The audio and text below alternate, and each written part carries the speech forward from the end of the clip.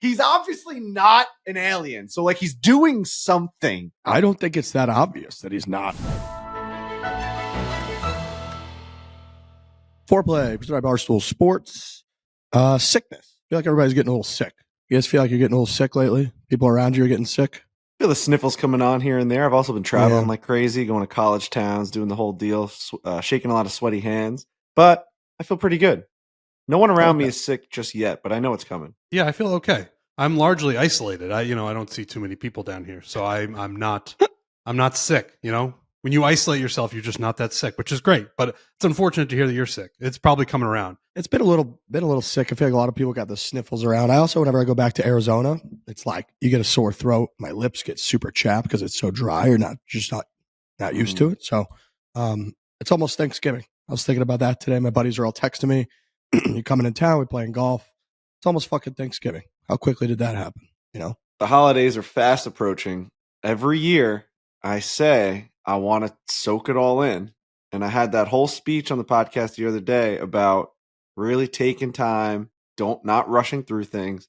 We got to do it this year. We got to go all in on Christmas. Trent has a house now. Like, are you getting a Christmas tree? Are you ordered one yesterday? Wreaths? You bought a Christmas tree yesterday. I ordered a Christmas tree on Amazon yesterday. It gets here tomorrow. Unbelievable. As soon as it gets here, I will be putting it up. I bought ornaments. I bought a wreath for my front door. Can you put a wreath behind you over your left shoulder, maybe? Absolutely.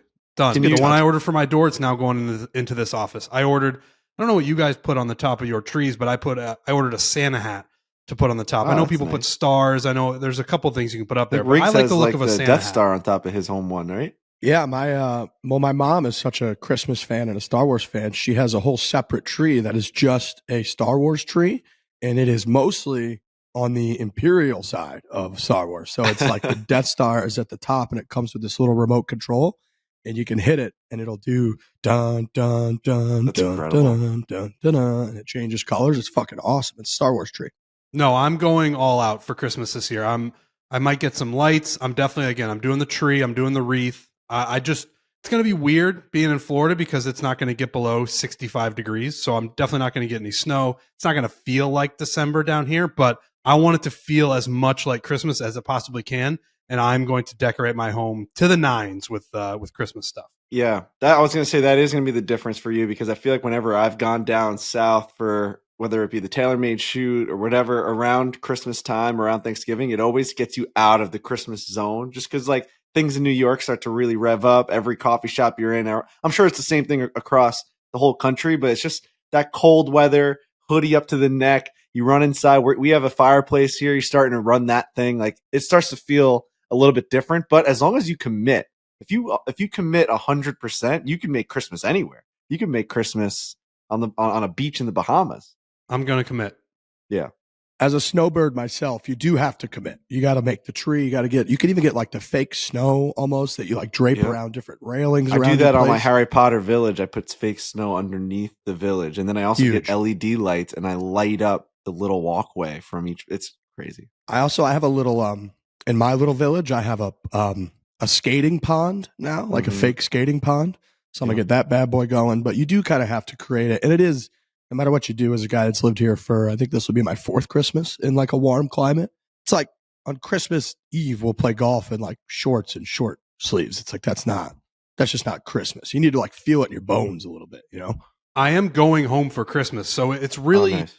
It's dependent on the Midwest and the snow cycles for me to actually feel like I get a Christmas, because I've gone back for Christmas every year since I moved away, 8 or 9 Christmases. I always go back. And I think I'm 0 for 8 on snow. Like I just hit me with snow on Christmas Eve and Christmas. So I actually feel like it. So yeah, down here in Florida, it doesn't ever feel like December or very Christmassy. But even when I go home, it doesn't really feel that way because it's just brown and I missed it. And then I'll get texts from my family in March and they're like, there's a blizzard hitting town. And it's like, well, it's 3 months late and I'm no longer there. So at least it's up to the weather for me to actually feel like it's Christmas. Same in New York, though. Yeah, Alex, can you search when the last time we had a white Christmas in New York? Because I don't know that we've had a snowy Christmas in, I would say, if I had to guess, it was probably 7 years ago.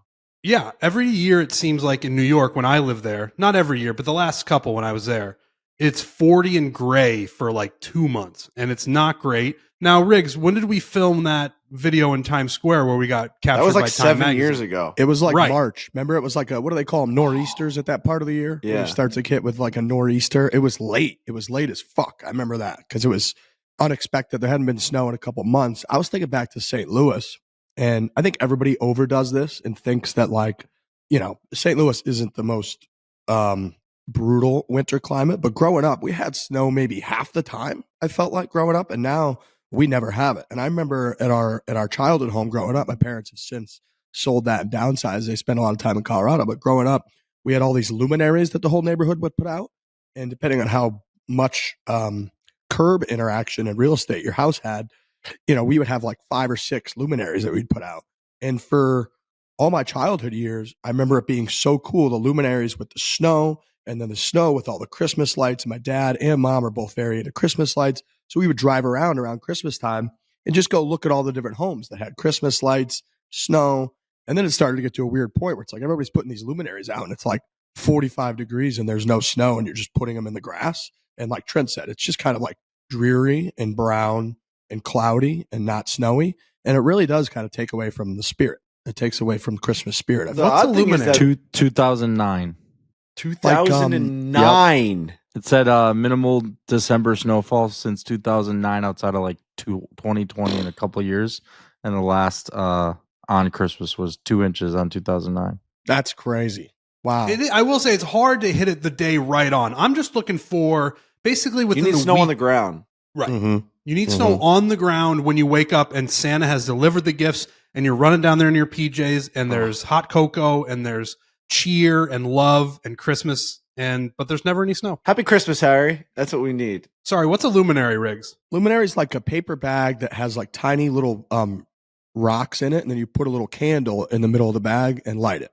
And so you've got like 5 or 6 of them that are kind of all lit up on the ground that go all the way around the whole neighborhood. I'm trying to see if I can find any pictures of any that I took. It's amazing what traditions get through. No children do anything in those paper bags, start lighting them on people's porches and all that. Starts to get a little again. I would say there were definitely occurrences. One time, I don't know if I told you guys this, but my mom put a couple like cool Christmassy reindeer in the front yard.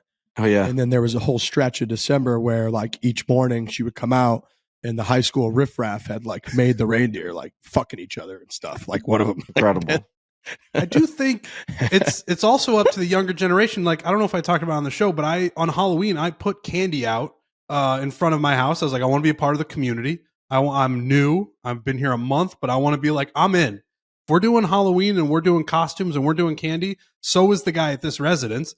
And I put out a bunch. I bought a lot. And maybe 10 kids showed up. And now I've been eating Reese's bats in the shape of bats for 2 weeks. And it's like, but people you got to make an effort. It's the same with Christmas. You got to put the lights out. You got to put the luminaries out. The weather's you got to give us snow. Everybody's got to do their part. And if they don't, our traditions, they die. And then we're just, what are we? What are we? The interesting thing about the snow on Christmas is that winter doesn't start until December 21st, I just read. So it's like you almost would assume it to start November, 25th or something. And then that Christmas would be right in the heart of winter, but it's not.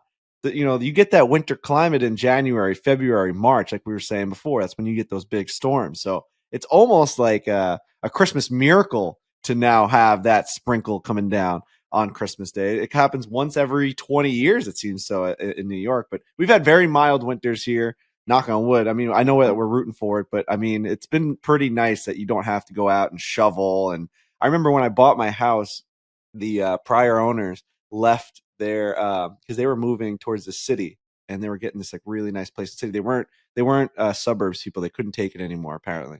And they left a snowblower in our garage, and it's like a $2,500 snowblower, never touched, still has the wrappings on the handle and everything, never touched. So I'm like, I can't wait to fucking use this thing. It's huge. It's got like the big rotors and it's pushing the snow all the way out into the street. It's huge. You can barely move this thing. I don't even know if it works because I have not even tried to turn it on. We have not had snow. The only time we had snow was the day that we got the keys. We got a huge snowstorm 3 years ago. Like, it went over cars. I don't know if you guys remember that. You guys Trent, you were probably still in New York. We got a huge snowstorm, and this was in, I guess, like March of 3 years ago. A nor'easter. Yeah, nor'easter. And I wasn't home. We were on a trip somewhere, and so I didn't get to see any of it. Like we were gone for a week, and like Hannah's like trying to like get to the house for the first time and open it up. I like missed that whole moment. So it's like it was literally like the day that we got the papers. It was get the papers. What it sounds like to me is we got to move Christmas. Move it. No, Move it back a month or two. If you want snow, if you want a better chance, you just said it. There's nothing better than like that whole week of like everyone's home, and then you got New Year's that same week. You got to keep it. It's so perfect. And then you leave January to just be miserable. I guess. Just rot. I think I might be doing that week after Christmas this year in Montana, and then going from there to the Winter Classic. The Blues and Blackhawks are at Wrigley. That's incredible. So I know. I may be doing that. That whole conversation might have been struck up on the round of golf that I played with my good friend 99 last week, and he's going to be obviously working the event. So, wow. So I might be rolling to the Winter Classic, which would be fucking great.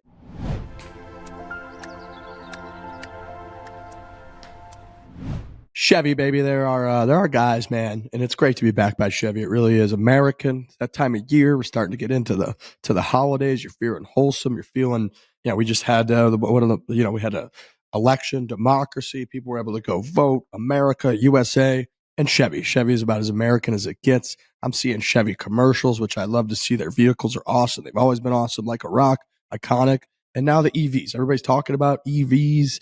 The electric vehicles are clearly in. It's the future. It's innovation. It's everything. And the Chevy Equinox EV is phenomenal. It helps you get the distance that you're looking for. We're talking 319 miles of range on a full charge.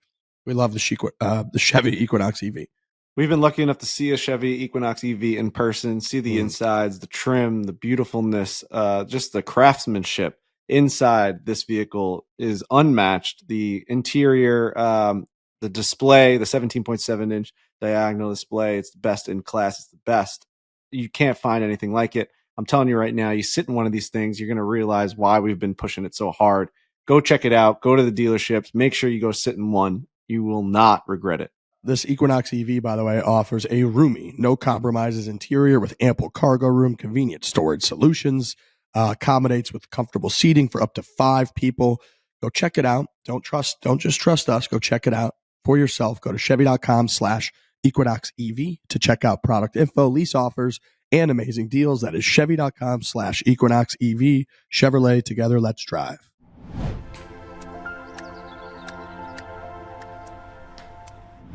Nothing better than big events. That could lead me right into. I went to Ole Miss this weekend. Yeah. Holy shit, guys! Like first time ever going to an SEC game. Wow. Got the full experience. We played putt punk at this place called the Library in Oxford. First of all, shout out to Ben Mintz. Hosted us on a great dinner. Didn't tell us about the dinner. Didn't tell me about the dinner until the dinner was already happening. So I'd already eaten like a burrito at like the local Chipotle type spot. I think it was called like the South Depot. Place was incredible.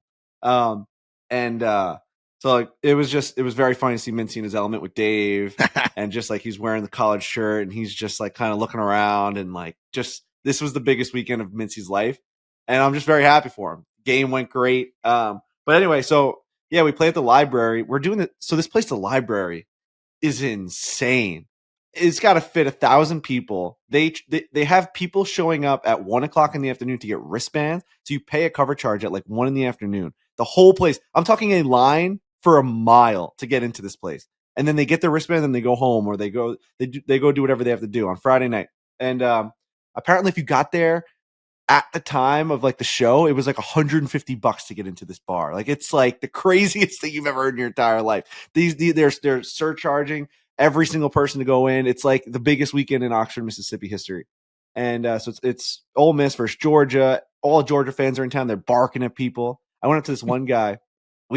Hannah and I rented a car and we're like driving around. We went to Memphis. We went to BB King's right when we landed in Memphis. We went and watched, a band play real soulful blues music. It was incredible. Got the chills the whole time. The singer went up there, blew my dick off. Like just absolutely insane talent that's just happening in every little corner of these music cities.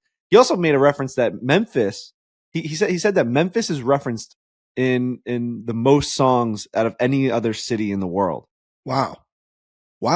That can't be. Walking He in said it. That's what he said. That's what this New guy York said. City, got to be up there.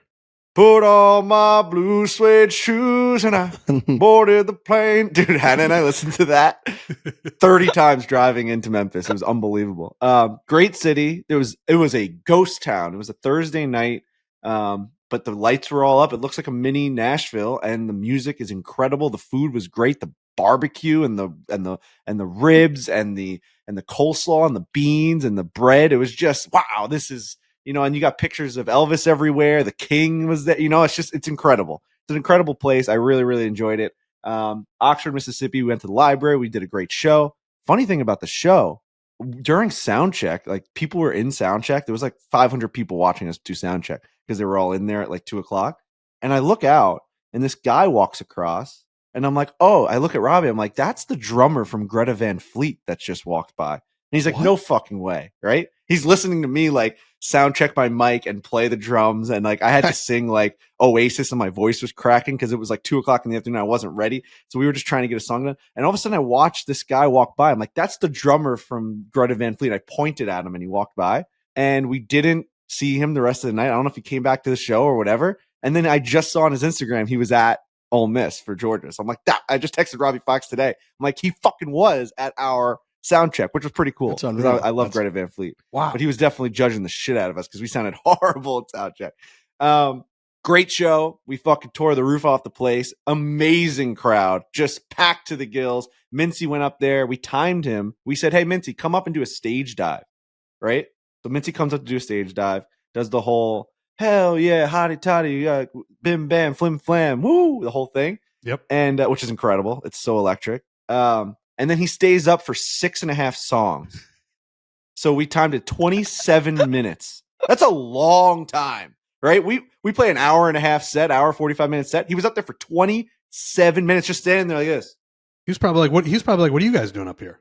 Every single song, right? For 6 straight songs. Every single song that we thought, like doot doot doot doot doot doot doot, and we would point, go, and he would just go, I don't know what you mean. He would literally look at Ron and go, I don't know what you mean. We're like, we talked about this on the mic in front of 1,000 people. And jump into the crowd. And finally, on the last song, he gets out there. They kind of spin him around. At dinner, we were saying that Dave thought it would be funny if they just kept Mincy up, like a Guinness World Record, almost like a whirlpool. Just keep spinning him around so that if you went into the bar at like 7 p.m., Mincy was getting kind of tossed around. And then at like 11 o'clock, he's still getting tossed around. You're handing him drinks. Like you're just like, he's just constantly giving him water. Just constantly moving slowly. Mincy's over by the bathroom now, but he's even like up. He's like above. Get him out of the building and just like move him back towards the stadium. Like just keep Mincy elevated on his back. How long can we do that? King of very, the South. very funny. King of the South. So that was great. Friday night was great. An amazing town. Just like beautiful, beautiful campus. Like you go down like that sorority row, whatever you call it, and like it's right next to the stadium, and they're these huge, they look like the White House, like the most beautiful buildings. Like it really does look like the movies of when you see these like southern big money schools where they just put a lot of money into this one huge campus. The stadiums are great. I saw the baseball stadium, the whole setup for the college football show was great, the Barstool College Football Show. And then we went to the Grove the next day. The Grove was out of control, just like the most people under all these amazing trees, tents everywhere. Apparently, like the whole setup to like you run to like a garbage can, then you set it up, and it's like a whole day experience. They do it the night before. You get to your setup tent. They have the Walk of Champions. It goes right through the Grove. It sprinkled a little bit. It kind of rained a little bit, but it held off for most of the day. Had a great time. Like I was there. My buddy Big Rob was there. He had a nice setup. All his friends are Ole Miss graduates and alumni from Nashville, and just an amazing time. Luke Bryan was in our tailgate spot, just like kind of just smoking a cigar. He was the good Bryan, not Zach Bryan. It was Luke Bryan. Yeah. Made sure when I heard that. We're an anti-Zach Bryan podcast. Yeah, it was the right Bryan. He was awesome. I'm like, you're on American Idol. He's like, that's right. I was like, all right, that's cool. Right. And the game was phenomenal. Shout out to Game Time. Last minute, we just decided to go to the game, which is literally what we end up advertising on the show. It's like, hey, we're sitting around in this college town. Should we go to the game? Yep. Go on Game Time, get tickets, and you go into the game. amazing game. Ole Miss, the stadium was rocking. The lights turn off. It goes all red. The fireworks are going. You've got the flyover. They're beating Georgia. They're beating the shit out of Georgia. You got Dart, Jackson Dart, I think is his name, just firing balls all over the place. He's a good looking quarterback. The vibes were through the roof. Big Rob took his shirt off. Big Rob also jumped over the barricade and went onto the field, took down the goalpost, brought it out into the city square. The goalposts were gone. He was also part of the run that they ran on too early. Did you see that? They ran on with 16 seconds left, and then they had to get everyone off the field. No. Yeah. Just an amazing time. Just really, really great stadium. Great jerseys. The powder blue Ole Miss. Like really hard to not get swept into the whole deal. Like SEC football, an amazing town. Everyone's so gracious. Everyone's so happy. Everyone's just loving Southern football. They're not even that great of like a team. You look up on the in the rafters, like they haven't won a natty since like the 50s or the 60s, but they still have this tradition of like, we are Ole Miss. We're the Rebs. Fuck everyone that comes in here. Just a great place, party town, just a huge party town. Isn't it wild to think about, like you were just mentioning, dude, no championships, and yet every Saturday, every fall, it's not just Ole Miss. Ole Miss is one of the big ones, but just dozens of schools that they're doing fucking flyovers, traditions. Incredible. People have had their tailgate spot locked in for their family for generations. It's their whole world and life. And you just forget that goes on across small college towns across the country every fucking Saturday. It's amazing. Yeah, it's an amazing setup. I'm lucky enough to kind of travel around with Dave back when we did the college football show. I was the producer of that thing, which is hilarious to think about. But we would go to a lot of Big Ten schools. Like we never really made our way down south when I was on it. So it was a lot of Michigan, Ohio State, Michigan State. We went to Iowa once. Like there was a lot of just like cold weather. And I fell in love with that because that felt like football. We were going during November and late September and October, and it was cold and windy and most of the time rainy. I remember I went to a Michigan State game at the Big House. It was pouring rain. We were on the field. And I'm like, this is fucking football, man. Like this is like just ground and pound, grind it out. Whoever's stronger is going to win. That felt very football to me. So I was excited to go down south and see the difference. Of course, it was raining because the rain just follows me. It was a rainy day in Ole Miss, but just different. Like just sundresses and everyone, like it was just a way different vibe. And I really liked it. Like having that juxtaposition in college football is what makes it so unique. It's like two totally different worlds. It really is. Just like the whole outlook on the games is completely different. And I loved it. I loved every second of it. College football is such an American thing. Like you don't have it anywhere else.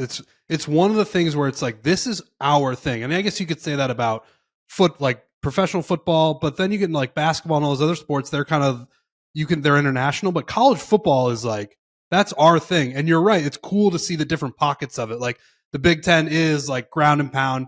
It's the weather as soon as it hits pretty much right now. It's jackets, it's hoodies, it's getting cold. But then you go down south where you're at, and it's like it's a party in dresses and like sundresses, skin everywhere, just skin, like skins everywhere. The whole deal, and it's like it's a fun place. You're walking around, you're like, this place is awesome. Can't imagine going to school here. Can't even imagine. Mincy goes, best 8 years of my life. He just tells everyone it's the best 8 years of my life. He says best 8 years of my life, dude, and he's right. Yeah. Oh like, yeah. If you could stay there for 50 years, I would. If you eventually get kicked out, you're like your Van Wilder or whatever. But like I was talking about with Big Rob, I'm like, imagine this being your day to day. Like even just not even with the football, because the football you're looking forward to it from Wednesday on, right? Like Monday and Tuesday you reset, but like you're constantly thinking about this big game. And then when football's over, you've got basketball, and that's like a sick environment. And then when that's over, you got baseball, and they just won the national championship 2 years ago. Like it's nonstop, just action happening at your campus. You're walking around, the Grove is right across from where you live. You can just walk out there and there's hundreds of thousands of people all just like having the best time of their lives. Like you can't even imagine that that's your home for however many years. Then you get to go home to just like your regular home with your family, whatever. You get to get away from that. And then you go back to this fantasy land. Wells Adams hit me up. He's like, I hope you enjoyed my alma mater. I'm like, of course you went to Ole Miss. Yep. That's the perfect place for the bartender to go. I mean, he must have tore that place up because he's just the best. He's the best partier. He's the best time. Imagine him at Ole Miss. Oh my God. If I would give advice to the youth, it would be just go to a big school. Like I know that's not an option for everybody, whatever. But if you have the option to go to a big Southern school, even a big Big Ten school, like I get that the weather changes, but it's still great. Like that's the college experience that you want. Like you want to go to these big football games, you want to tailgate, you want to party all Saturday. Like that is, you're not going to get that experience again. As a bunch of old guys on this podcast now, all guys in our 30s who kind of, I mean, I know Frankie, like the big school thing isn't a big deal in New York, but like in the Midwest, when you experience those things, even if you don't go to the school, like you just are near a school like that, it's the best time of your life. That's what you got to do. Yeah, it's like when I go home for Thanksgiving at Christmas, I need to like study up on how Mizzou's doing in everything. In like wrestling. Have to. I need to know how they're fucking like wrestling. It's like that's all people want to talk about. They got the Mizzou gear on all the time. And here in Arizona, I will say, you kind of forget, but like ASU is 30 minutes away down the street in Tempe, and it bleeds into everything, man. It's like it's always the game on, even if ASU sucks. It's like always the game that has priority on all the TVs, all the staff that like work all around, even up here at North Scottsdale, which is whatever, 35, 40 minutes away, I guess. It's like they're all ASU graduates. It's just like a huge part of the community. You see the logos, even in all the different bars. It's like some signed ASU logos and photos. So it is very American. I don't know. I mean, I know obviously uni around like Europe and all that universities are not unique, but I just feel like it's almost like they actually study and like elevate themselves academically at universities in other countries. And here it really is like, can you balance just the most fun scene ever and then somehow graduate is kind of our whole situation. We'll beer bong them out of the building. I don't care. Well, I know math. I know science. I'll beer bong you into oblivion. I'm sure as you go through the Premier League, there's different pockets of types of fans. Sure. So I'm sure there's like some British guy listening to this or whatever being like, you guys are dead wrong. We have the same thing. Like if you go north, if you go south, wherever it is, it's completely different. And that's like their college team. They bleed it. They go to the bars, the whole entire deal. And their whole entire house is basically that team. But yeah, there's really, I've really never experienced anything like it. I had a great weekend from beginning to end. Loved Memphis, loved the food, loved the people, had a great time. So Ole Miss for me was like a 9.8 out of 10. The only thing I would take away from it was like a little bit of a drizzle, but that kind of added to the whole entire like mystique. Like the fog at the end of the game like was so low because the fireworks were going off and it was such a rainy, misty night that like they couldn't even see. Georgia couldn't even see in their last drive. It was incredible. The fog just completely took over the field. Georgia fans are special people. Like they are, dude, this Walk of Champions thing, like our tent was on the Walk of Champions and this Georgia fan was like 350 pounds, like huge guy wearing a big black t-shirt, just like a milky white guy. Like he looked like Casper and he had like a huge neck roll. He kind of looked like a bulldog and he's walking down, right? And everyone's booing him and he's just barking at them, like arms behind his back, like, rawr, rawr, and they're throwing dog bones at him and he's taking them and he's like biting them and he's just like, rawr, rawr. It's like, holy shit. Holy shit, that guy, dude, he was a problem. We were taking a group photo and he put his hand in front of the camera and everyone was like, just let him go. Just like, he barked at us. Went like up the hand and was like, "Row!" It's like, holy shit. Oh my God. So I put this guy on a leash. And then I made the mistake. We were at this like little bookstore getting, like we always get like ornaments wherever we go or whatever. That's like our new thing. Get an ornament in whatever city, throw it on the tree. It reminds you where you've been. It's pretty cool. Mm-hmm. Yeah, I like it. We're in there getting like a little ornament, getting like a shirt. And there's this family, they recognize me. They're big fans of the show. The two sons, like, oh, we watch every single video, whatever. So I'm talking to them for a little bit and I didn't look at their shirt. And so I'm trying to make small talk. It's like my first interaction at the campus. And I'm like, so what do we say today? We say like, go Rebs. Like, what is it? Hotty totty. And the guy literally grabs my neck. He goes, we don't say none of that bullshit here. We say go Dogs. We say go. And then the mom and everyone was like, row, row, row. I was like, dude, they pushed me into the fucking glass door. I was like, oh my God. We don't say none of that bullshit around here. We say go Dogs. And I was like, holy shit. That's on you. That's on you. That is on you. Don't make that mistake again. I texted Kisner. I'm like, I'm riding the Rebs. He's like, that's a damn shame. Go Dogs. We're going to roll them up. Like, just fucking going crazy. You got to take one glance down at the shirt. Yeah. They had a little just dog on their collar. So yeah, great time. Love Ole Miss. Kids texted me this morning. He was like, man, your boss is relentless. And I was like, yes, he sure is. That's been our guy for a long time. But yeah, I was going to mention Kiz because he's like the biggest fucking Georgia booster on the planet. That guy, like, he'll do anything for those motherfuckers to win. So, well, I texted him when Luke Bryan came into because I didn't know if him, because you never know, kids might know like every single person that ever is a Georgia fan, especially down there. But he said he's buddies with them, but not like texting or calling or whatever. I wanted that to kind of be an icebreaker, like, oh, I know kids, Brian Harmon, a couple of the dogs down there. But Luke Bryan seemed like he's like one of those like mega stars right now. You know, I think kind of walking around, he's got security around him, mega star.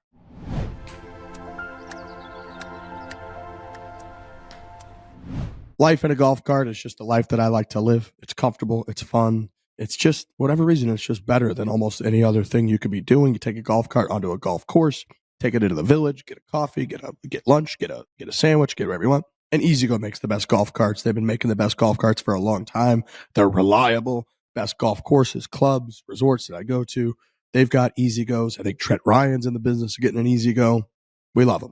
I am very much in the business of getting one. I will be getting one. I will also say I played golf this weekend, and there were so many customized E-Z-GO golf carts out there. Obviously, they got the E-Z-GOs that you can get if you don't have your own, but a lot of people choose to just, from their house to the golf course, they drive their own E-Z-GO cart. They drive it right up there. They've got everything they need. They've got their speaker system. They've got all the gadgets on it. That's how they do it. They got one from E-Z-GO, and they were like, I don't even need to get one when I get there because I've already got one. I drove it from my house. My golf clubs are already on it. Boom, pretty much just drive right up to the first tee. So that's if that's the kind of life you want to live, it is. Bang, E-Z-GO is the place to be. It's luxury. You know, you're driving upon a sea of just normal golf carts, and you bring your customized one that you were able to kind of trim up the way that you wanted to. All the colors, all the rims, all the stuff, all the accessories that can come on it. It's a head turning piece. You know, it's a conversational piece. People see you rolling in, they're like, "What's that guy do for a living?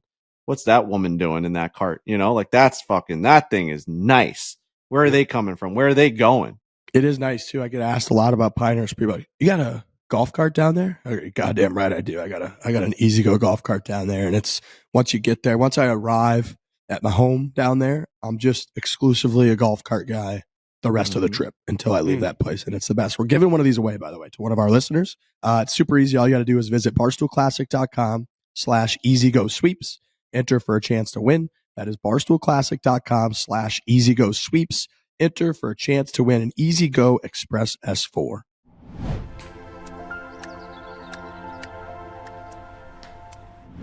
Speaking of music, I got to play golf on Friday with Brad Tersey from Old Dominion. Wow. Played golf, had a phenomenal time. Super nice guy. He's written a bunch of their songs that are also a bunch of my favorite songs. One Man Band, Memory Lane. Insanely nice guy. Old Dominion was in town. There's like a rodeo down at the baseball field all weekend. So they played on Saturday. So he was in town, played. I didn't really know or expect going into it. And as we were talking about music, I just wanted to throw out insanely nice guy, big golf nut. He was very into it. And then about 4 or 5 holes in, it was a little touch and go. We're all kind of feeling each other out. And then somebody just chirped the shit out of him about something, and he fucking loved it. And then the rest of the day, it just got real chippy out there, but in a great, great way. Left us a bunch of tickets for the show without like even asking. So just an insanely nice guy. And it was funny because you never really know in that position, like, should we play their fucking music? Should we not? Whatever. And the guys in front of us, like 4 or 5 holes in, they're like, we got to get the vibes going a little bit. We're going to play a little Old Dominion radio. And he loved it. Like, as the songs would come on, he'd be like, yep, I wrote this one. And we were like, is it weird when you play music? And he was like, it's not weird, but I get super critical of myself. And he's like, so everything that gets played, I start to like cringe and be like, we should have done this better. We should have done that better. We should have tweaked that. It made me think a lot of our producers and the videos and Jonesy and you guys, and going through like every fucking aspect of it, being like, if we had more time, we can make it better. So it's cool because I rode in the cart with him the whole day and hearing him kind of break all that stuff down and be like, dude, I kind of see, like, you don't feel it in real time, but as we're listening to it now, and I've heard it 100 times since, when we come to this part here in like 30 seconds, drives me nuts that we recorded it this way and not that way. And just hearing him kind of talk through that stuff, like he's obsessed with that, which makes sense. He's fucking unbelievably successful career professional in that. But it was very cool riding with him. He's an insanely nice guy. And Old Dominion, I remember I was telling him a story, like 2 or 3 years ago, they played at the Phoenix Open here at like the kickoff thing in the middle of remember they built like a concert venue in the middle of the 16th hole for the Saturday before the tournament started. Well, they like headlined that. And I remember Kiz, shout out to Kiz again, text me that day being like, hey, you're going to this Old Dominion thing? Yep. He's like, you won't believe how many songs they play that are Old Dominion. And he was right, where it's like, you think Old Dominion, you think 2 or 3 or 4 bangers, and it's like they play another hit.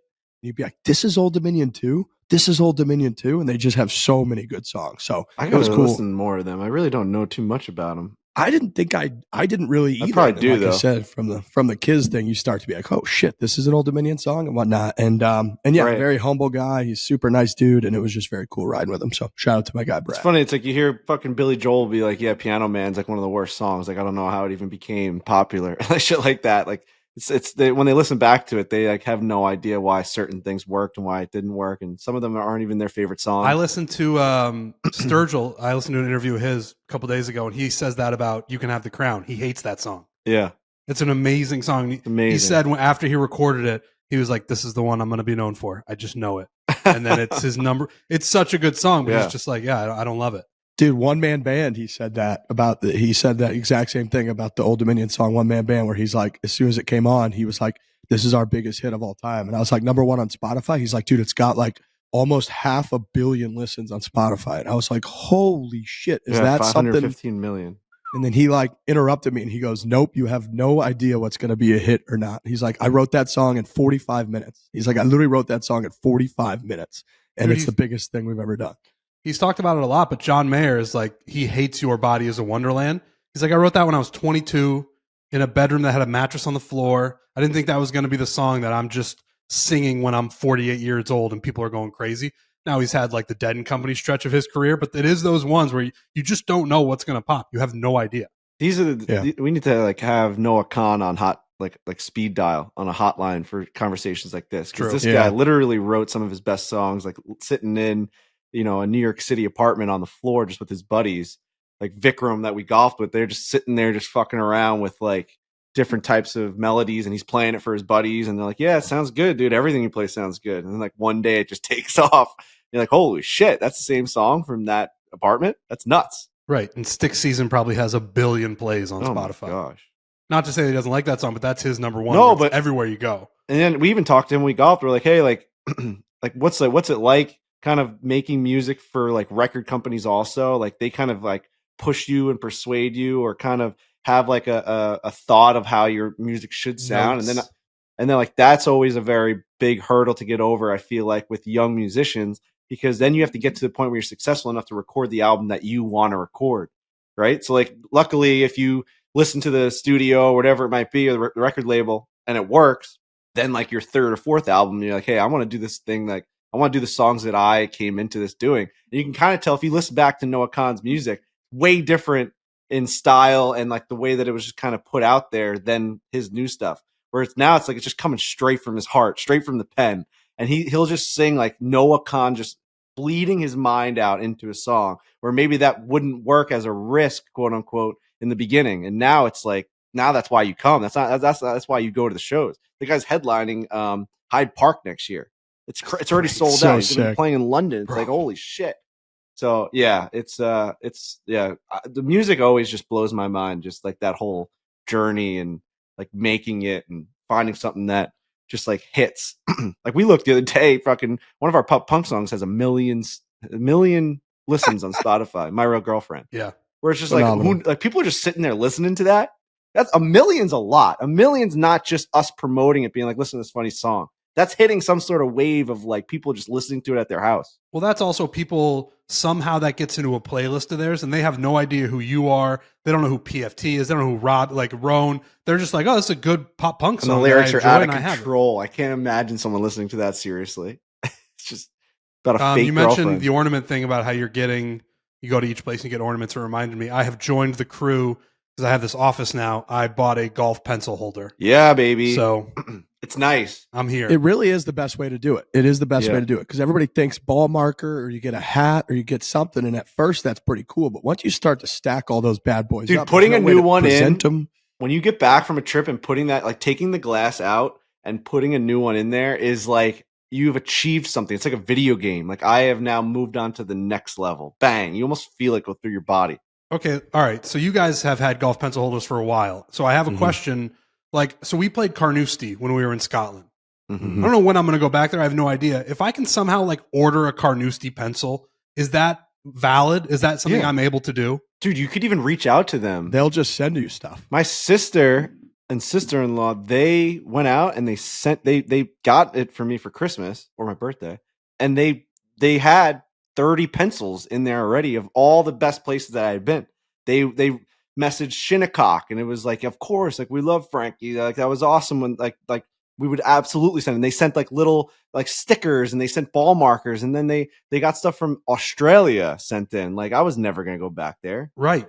No, that Kingston I didn't know if that Heath. was breaking the rule of the golf pencil holder, because No. I want one. No. I mean, we'll be luckily going back to Pebble. Shout out to Josh. We'll be going back to the, but like Carnoustie, I don't know. All those Scotland golf courses, all those ones, I'm like, I don't know if I'm ever going to be back there. Hopefully I will be, but I want to start filling that pencil holder up, because right now, boys, it's empty. And I it know. feels weird to have an empty golf pencil holder. So, all right, I'm going to reach out to some of They these even golf got courses me that custom ones that say Knives Creek and Butters Bay that I put That's on the bottom awesome. right. Phenomenal. It's like the 2 courses that I built, which I don't even think are in the video game anymore. I don't know what happened. I think one of them might be. But yeah, isn't that cool? very cool. Yeah. Okay, so that was my one question, because I want to start filling that thing up. And we've been lucky enough over the last, 8 years to play some of the greatest golf courses on planet Earth. And I was not a golf pencil holder haver at that point. But now I have one. I've got the office, and I want to start filling that thing up. So To the video game aspect of it too, sliding it in is this very satisfying when you know Mhm. sliding it right in there and it fits just perfectly. It's real nice. It But- really is. Also a small thing, but like having gotten the thing from the golf course, you remembered to put it in your bag. You got your bag onto the plane got here. You remember to pull it out. The pencil didn't break, it didn't lose it. You like feel actually accomplished. Wow, I got that thing from the golf course. I kept score with it all day, and now it's just on my wall for the rest of my life. It's a very like small accomplished feeling. And then you do guys it are over good and over about it again. too. I've seen you multiple times. Each of you like look at each other like pencil, and then somebody you throw in your bag and it's there. Try Yeah. to remind each other. But then There's a couple places that don't produce good pencils, and it's a Very shame. Like, we go to disappointing. some of the best courses ever. Not to like shit on any of them, but like trying Do to it, think. do it. PGA Frisco has a bad pencil. Like it should just say PGA Frisco on it, right? And like East or whatever they call it. Like it has a logo on it, so you can't see. It's just got like that Hey logo and it goes around the pencil. So when you're looking at it, you have no idea what it is. You have to tell someone, oh, that's what that is, which I guess some people might find cool. Maybe. Yeah, you looking at that one? Well, you It's- also mentioned in the last one of the last podcasts, you went to Big Cedar with your buddies, obviously, and they don't have individual it just golf says course Big pencils. Cedar. Yeah, you can't do that. It's got to say Paynes Valley. It's got to say Buffalo Ridge. It's got to Glen say Oaks. that.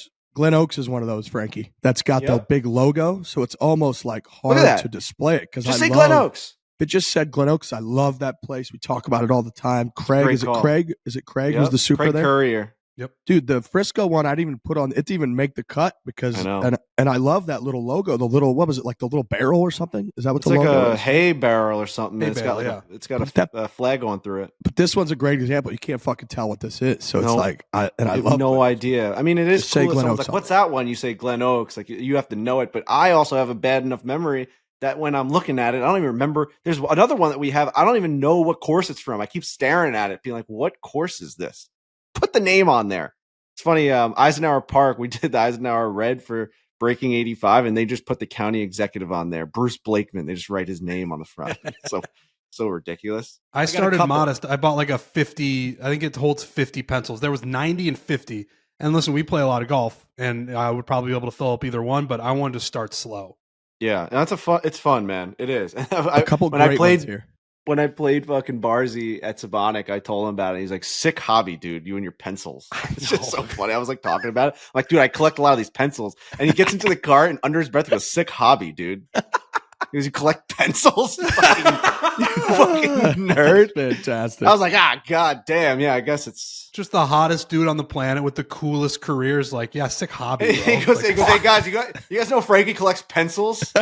It's like, Jesus, stop like, saying are this you a lot. building your Death Star out of Legos? Well, how's that going? Anyways, this pencil's very cool. This is Tobacco Road. Yeah, Ugh. that's a great one. Nice color, Yeah. very clear, and it's like Yep. a little bit different. I'm going to shout out Pinehurst Sand Mines as well. This is a great one that's got, oh, can you see the blue? Where's the blue? Can't There. see anything. Oh, there. yeah, it's in blue. Yep. So it's in blue. Yeah. It's a little different. And then on the logo front, if you're going to do it, Oakmont nailed it.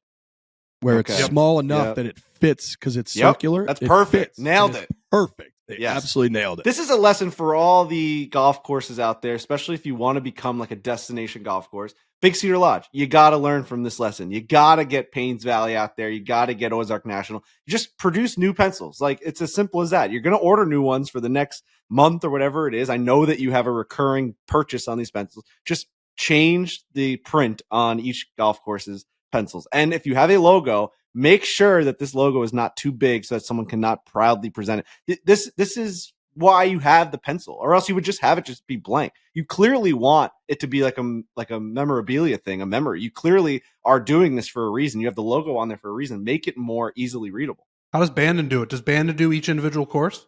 No, Bandon is not. Bandon Dunes. Yep. And the one thing that Which is interesting okay. that I found, Stream Song does each pencil Color. is the color of the course, which is So nice. I had all those up. I ended up taking them down. I just kept one. I did the was- same. I did the because same it was thing, just which too was my much Stream favorite Song, one. Stream Song, which was Stream my Song. favorite course. Yeah. I did I think I did like the blue one or whatever. I did red, I think.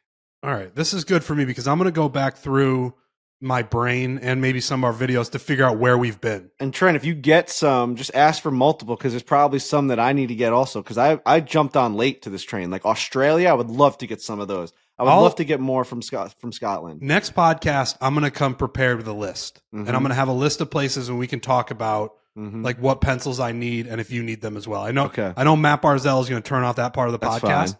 but I think it's worth talking about because, and it helps me get the word out for these pencils because again, I got an empty ass golf pencil holder right now. I hope Barzal is now a closet pencil collector and No, he's has never to gonna be. confess that to you someday. This is a great one. You guys are going to love. This is Oh, Bailey Farms. Dude, I might have And- that one too. Oh, dude. actually, no, I And don't. my favorite part about this one is generally I would hate this, but because it's our boy who bought a course at age like 15 years old, he's got the link on there too. So Yeah, you go to his just the link. website. Love it. Fantastic. Yep, So, yeah. Bailey Farms. Great golf course up by Traverse City, right?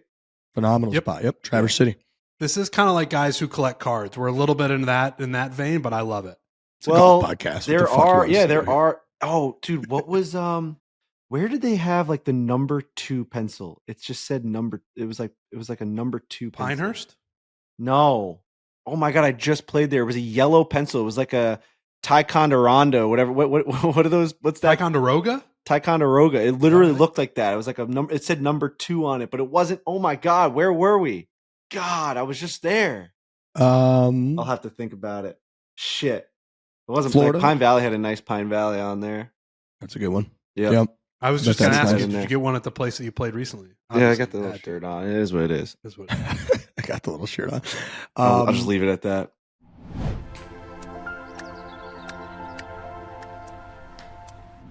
Golf Zone, the world's biggest simulator brand with facilities in, get ready for this, 63 different countries Golf Zone is in. 63 International. different countries. They're international, about as international as you can get. They've been making golf simulators with moving floors since 2002. Imagine starting a company knowing that it's going to be in 63 different countries and having to deal with all of that and all the things that come with it, servicing things and installing things. That's just so many countries, so many workers, so much going on. You know that they got to be at the top of their game. That's a massive, massive operation. So it's not this, we're not just talking about some rinky dink simulator company here. We're talking about the real deal. We're talking about internationally massive, massive company that clearly has perfected the way of installing these, making them, and then also they have the bars. I mean, there's a golf zone actual brick and mortar area right by Borelli's. It's here in Long Island, on Long Island. I should never say in Long Island. It's on Long Island. I was going to say in East Meadow or the Mineola area, Carl Place is actually. And I've been there, and it's phenomenal. It's awesome. Right there next to a micro center, which I always thought that they should make a TV show about the micro center. The people that work in there. It's very funny. It's like The Office. But yeah, the golf zone's right there, and I love it. GolfZoneGolf.com. I want you to visit this link, and you can find a Golf Zone location near you. They got 4.8 million members, 90 million rounds played just last year, over 7.5 billion shots hit every single year. This is what we've got in the Chicago HQ here at Barstool Sports. They got 230 plus courses available. So go visit GolfZoneGolf.com to find a Golf Zone location near you.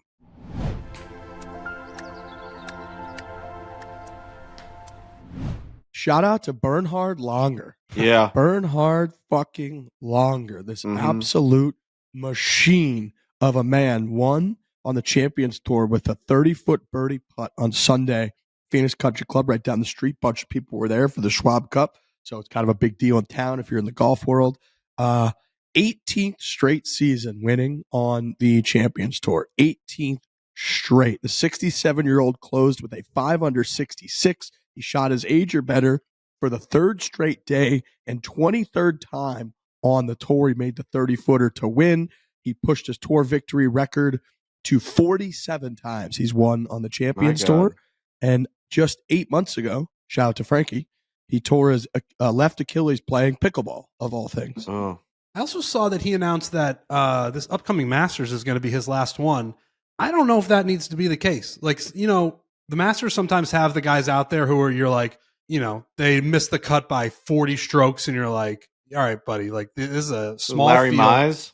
What's that? Was it Larry No, Mize? who was it? Sandy Lyle was probably Sandy the last Lyle. one, where it's kind of like, all right, you know, you're a legend. You won this thing. That's an incredible accomplishment, but like, we got to keep this thing moving. Bernhard Langer is the opposite of that. He's won, like you just said, almost 50 times on the Champions Tour.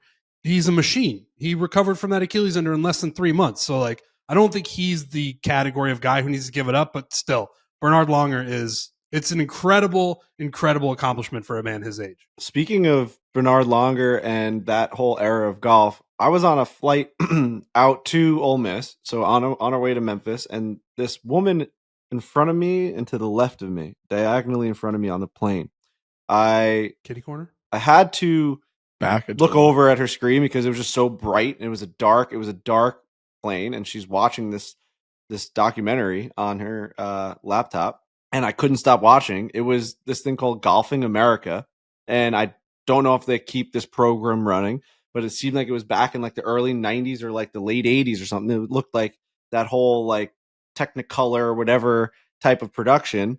And it was like they would go around to all these golf resorts. It was like the Disney resort. They'd like go and fly over with the helicopter, and they'd show you all the courses you could play at Disney. And then they would like go to like another course in Florida, and they would interview like Lee Trevino or whatever. And then they would interview like Jack Nicklaus, and they would show you how to hit like little bump and run shots and flop shots. It was an awesome documentary. She had the captions on. I watched an hour's worth with her. They did Long Island. They did a Long Island tournament.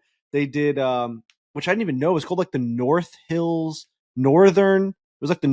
Hills Golf Champions. I don't even know where they played it. I meant to look it up, but I didn't have any service. It was great. So shout out to Golfing America. Really good. I really enjoyed it. I'm gonna look that up. Yeah, it was like it was very cheesy, just like old school like documentary, and like the rainbow thing go across the screen and be like, you know, all the advertisements popped up there. It was nuts, but like it seemed really cool.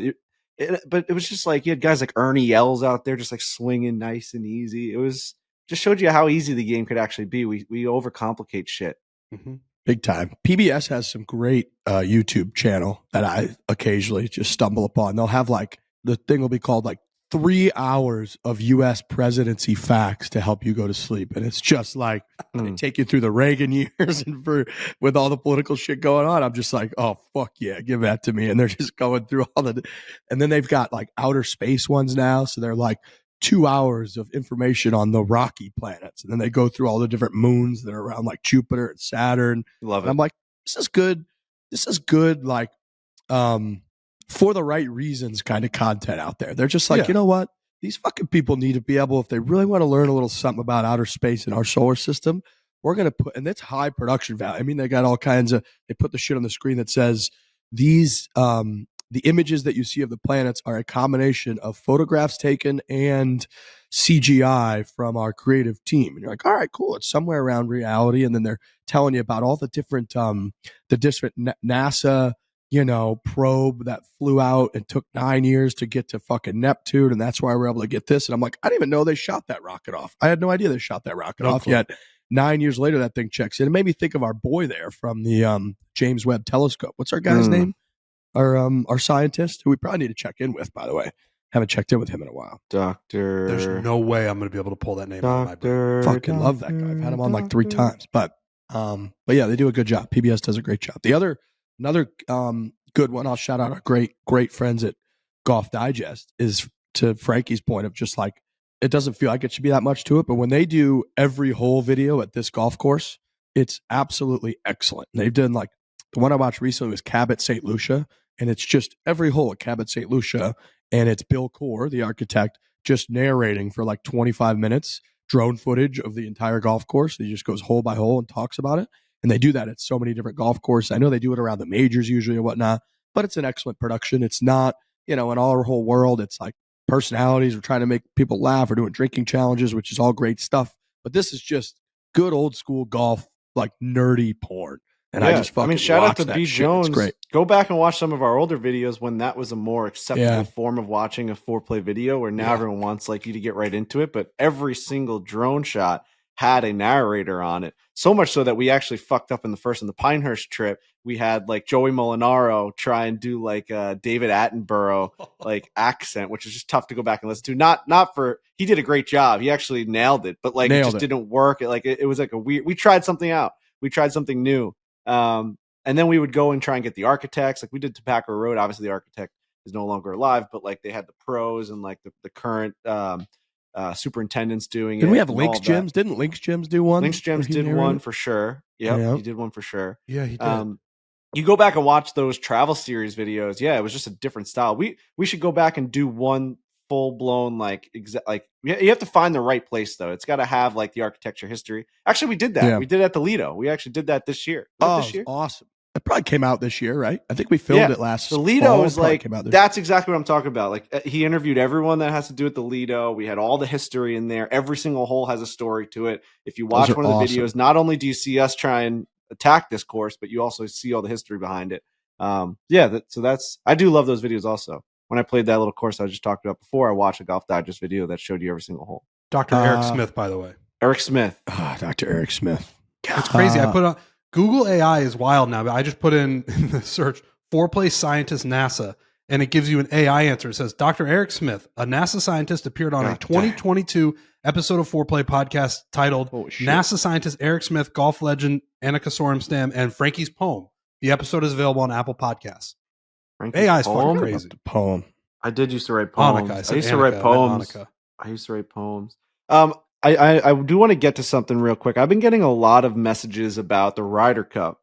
A ton of people. I guess they're starting to plan out their schedules and they're trying to plan out where they're going to go. And I think that they think I'm like this Long Island travel expert that knows exactly the right towns and where to go. So I do want to kind of go through this. One guy I did answer. He's like, hey, we're starting to plan our trip to Long Island for the Ryder Cup next year. Should we get an Airbnb, a Verbo? Should we get a hotel? Is there a public transit? Is it? He goes, we're taking the wives with us. Is it walkable to a beach? Like no one really knows what Long Island is.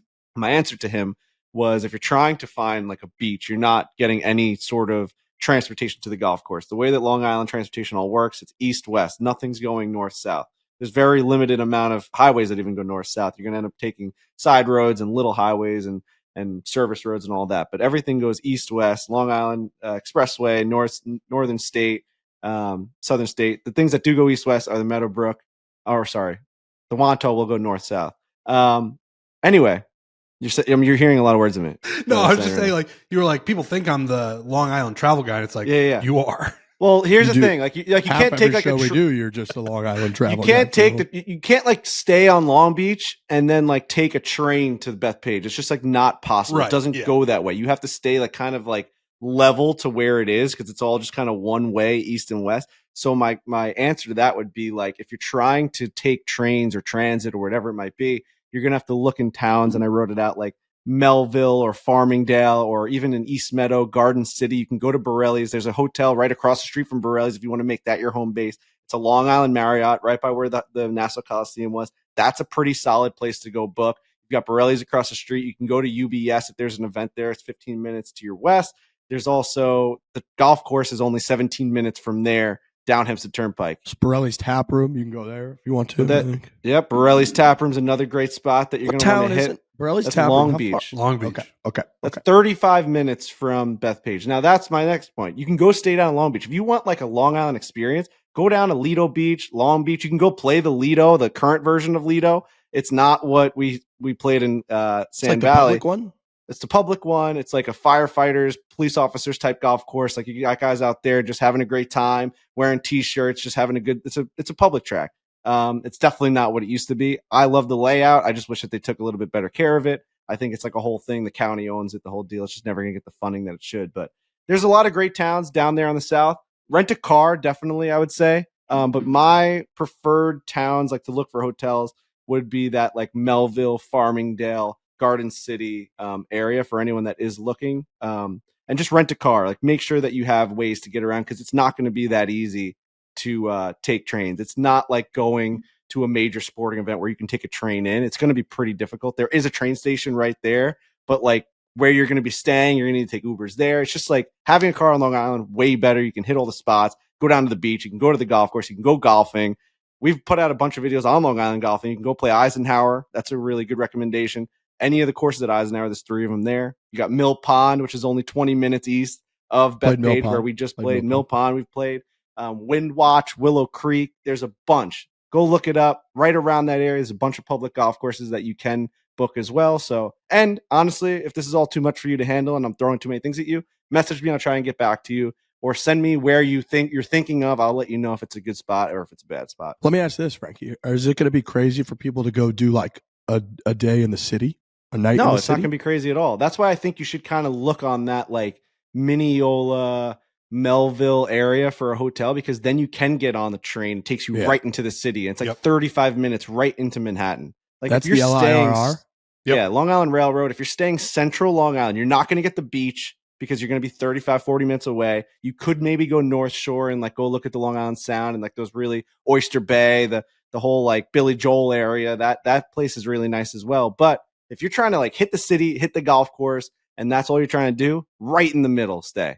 Like Melville, Hicksville, like those areas right there, bang, right next to a train station, get on the train and get into the city, get back onto the train, go to the golf course, and then you'll be set. That's your Ryder Cup. That's what you want to do. Or make a whole week out of it, go down to the beach, stop by Burley's Tap Room, smack my dad in the back of the head, tell him to bring you a pizza. You got to charge him for this information. That was good information. Great. A lot. What like a fork in the road kind of moment for golf that Ryder Cup's going to be. New York City, Bethpage, heated, there's tension. $1,000 to get in. Oh, God, it's going to be that golf might have to look itself in the mirror after that week and be like, all right, we got to slow the fuck down here because that's going to be absolutely wild. Keegan. No, it's going to be chaos. Keegan. It's really going to be crazy. Europeans are coming off a dominant victory in Rome. Like I wonder if like the US, dusted them. The Stu Finers of the world, if they're going to like rent out their houses that are like right around Bethpage, like I wonder if that, I'm assuming they'll do that for like players, but you got to think with all that money coming in, like those are going to be serious Airbnbs for the week. I wonder what hotel they're going to do for the teams because I feel like they always do like they basically rent out the whole hotel. They have like a team room in the. I bet you it's going to be the Garden City Hotel. The Garden City Hotel, right, like on Cherry Valley and the men's club, that's go zone. Yeah, nice spot. I have a prediction for the 2025 Ryder Cup that has nothing to do with the golf. I think somebody's going to get shoved. Oh, wow! Somebody's getting shoved one way or the other on the team. Or are you talking like player shoves somebody or somebody shoves a player? Wow, a shoving. There will be. I think a shoving is going to happen at the 2020. I don't want it to happen. Shoving. Is it a fan jumping in and shoving someone? Or is this team-to-team shove? Just a shove. Okay. Would you argue there was a shove in Rome, or was that in the car park, or was that a near shove? That's a near shove. Yeah. Yeah. When I brought up shove in my head, I was thinking fan interaction. Okay. But I'm not going to put it, I'm not going to specify that. I just think I'm going to give it a blanket. I think there's going to be a shove. And you're not rooting for a shove. You just believe there's going to be one. Right. But we talk a lot about this Ryder Cup, and we have talked a lot about it, how the energy is going to be high.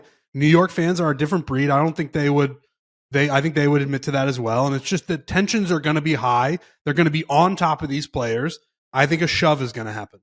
I don't disagree. I think it's going to be chaos. I hope it's chaos. I don't want someone to get shoved. I'm not saying I hope for that. I just hope that it's to the level of like we might get a shove today because it's so crazy. I hope that the ticket prices and all of the bullshit and hoopla around like getting into the event kind of just evaporates and like people somehow, some way can like get into this event like the real diehard fans. Because without that, you're not getting any shoves. You're not getting people paying $750 and shoving. They're not doing that. But So I didn't predict a shove in Rome. You know, I Right. think this is the Ryder Cup where there could be a shove. I also want to say if you're planning out your scheduling and you're planning out this trip, I would say like around the Tuesday or Wednesday, definitely a Wednesday, we're going to be having events on Long Island. We're going to be doing something big. We're going to be doing like kickoff parties. Borelli's is going to be jumping that week. Like if you want to get into these things, make sure you're getting into town early. Like I said, that spot right there in Central Long Island, that Long Island Marriott will be a pretty good hub for you. We're going to be doing a lot of stuff. We're going to be blowing it out pretty big. We're going to start planning it out now. And I know we've had a lot of conversations about it behind closed doors about like that needs to be a big week for us. Long Island, Ryder Cup, we're leading into it. So yeah, no, I think that if you are planning it, make sure you're getting there early, especially if you're getting there for like a practice round or whatever. Make sure that you're keeping your nights kind of just open. And who knows, we might even be doing an event, an actual golf event that week as well for people to go and play in. So keep your eyes and ears peeled. What an iconic week that's going to be. I can't fucking wait.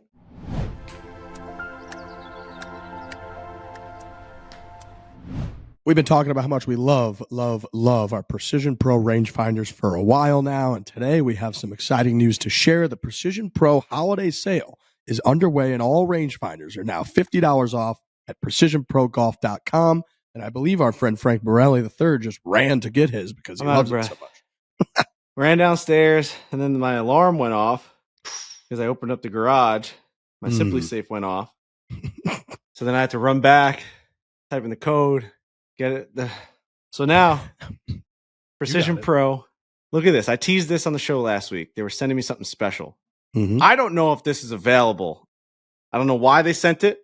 Maybe it is, but look at this edition of the Precision Pro. Ooh, it's gold plated. Okay. It's gold. We're going to do some ASMR. People are like, "What's happening? I'm blind." Whoa. Look at that thing, dude. Wow. Frankie is showing us a gold-plated Precision Pro rangefinder. Gold-plated. Wow. It's got crazy weight to it. Just as premium and as beautiful. They sent me a picture when they were making it. They had white gloves on. They were holding it and dipping it in this gold. Incredible Precision Pro. I think this is a limited edition version. It's not part of the read. It's not part of the advertisement. Go check it out. See if this thing's available. I'm telling you, they're $50 off. PrecisionProGolf.com. $50 USD off. This is as good as it gets, man. I'm telling you, this is a conversation piece. All right, you pull this thing out. You want a number? I'm gonna pull up my gold Precision Pro thing. You better believe that number. These things are awesome. I have a cool USA one that I think Trent has as well. That's it. And that mine came in this amazing Payne Stewart Pinehurst themed Precision Pro rangefinder case that I just clip right onto my golf bag. So it's down in my golf bag right now. These things are unmatched in quality and value. Take advantage of their biggest sale of the year. Grab one for yourself or get one as a gift for someone you care about this holiday season. That is precisionprogolf.com and get $50. That is $50 off all rangefinders during the holiday sale. No code necessary. That is precisionprogolf.com.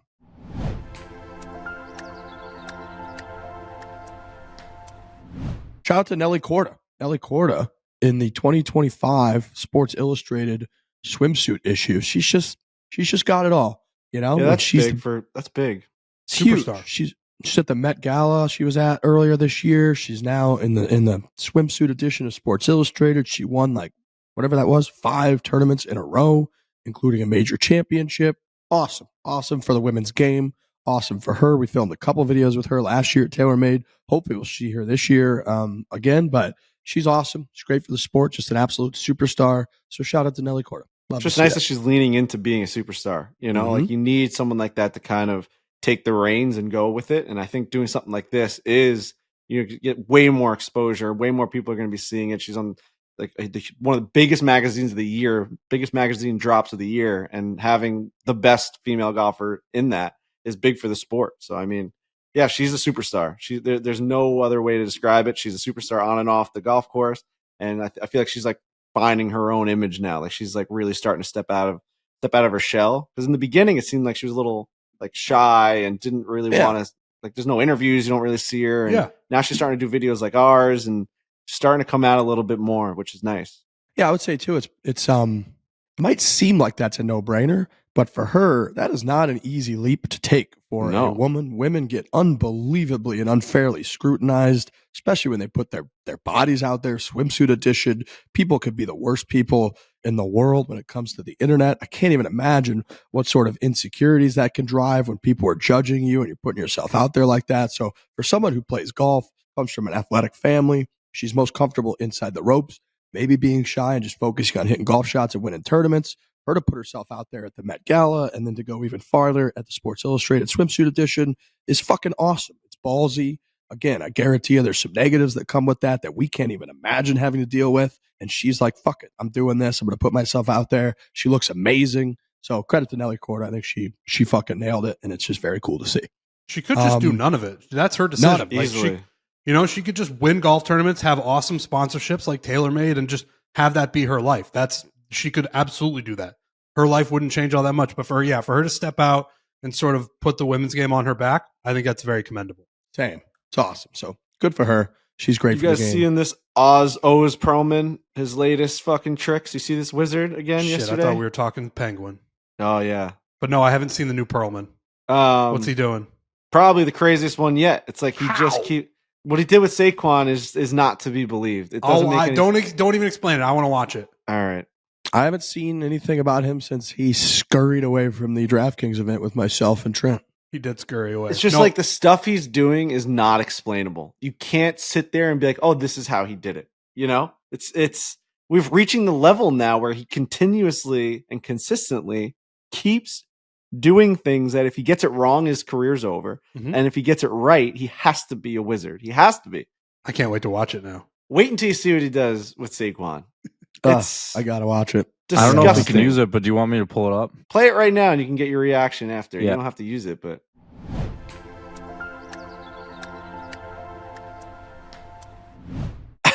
bro, that's what he did at the DraftKings event.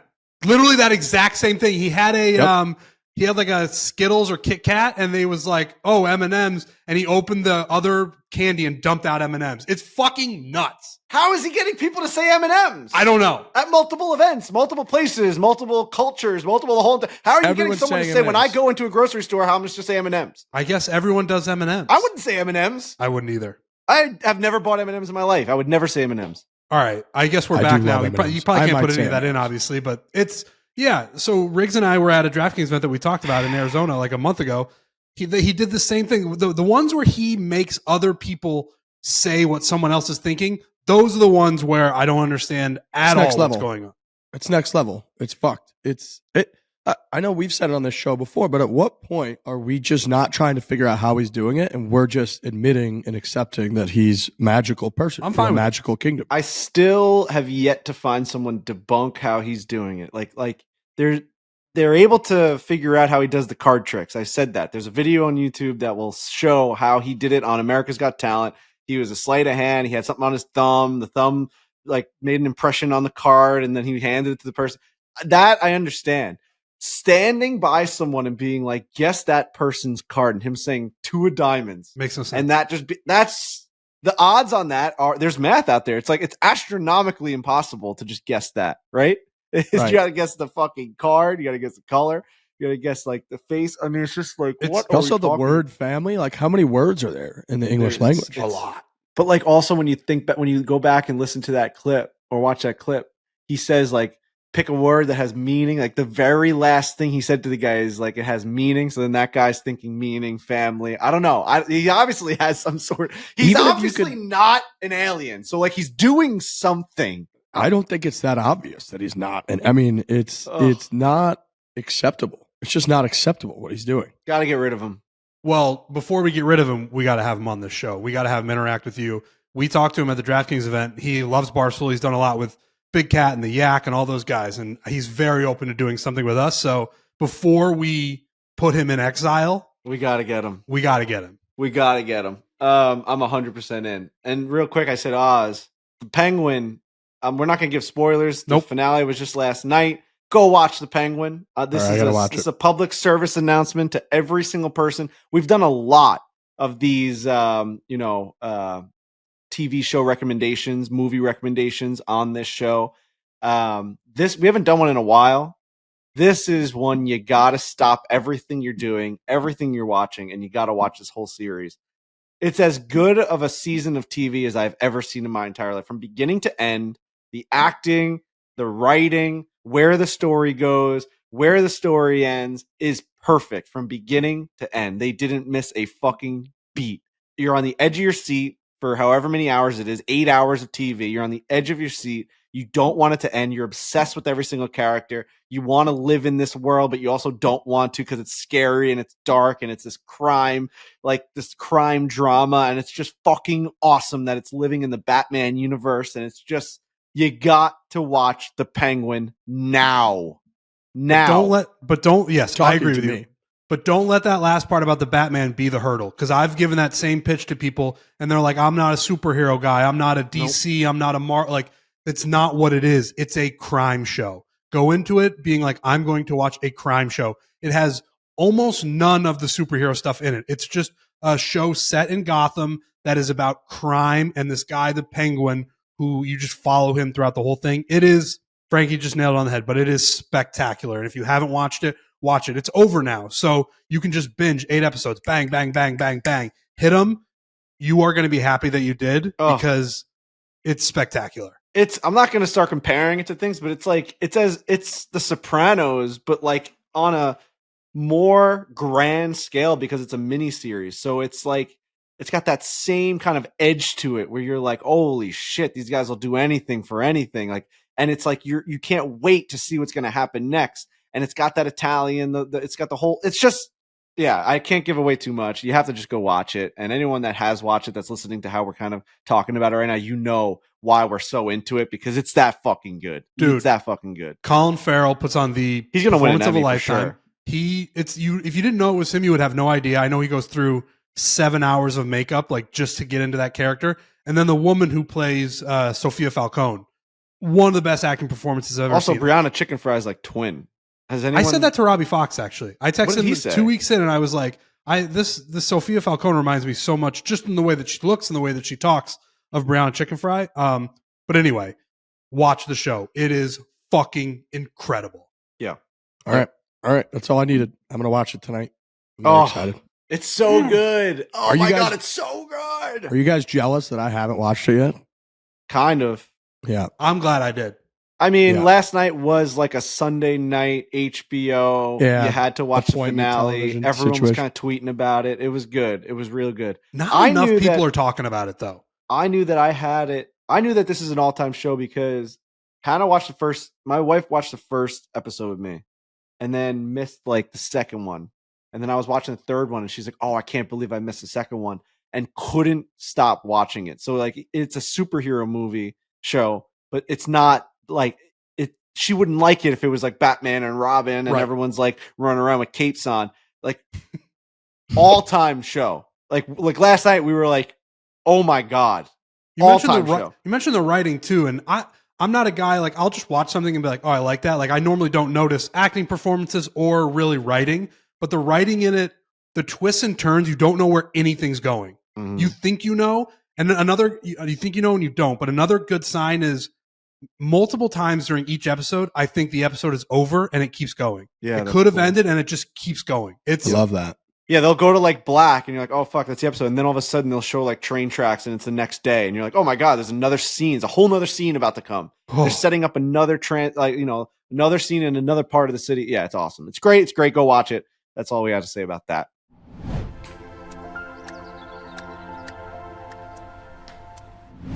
Traveling with golf clubs, it could be an absolute nightmare. We all know that. The logistics of it can be brutal. All of it can be brutal.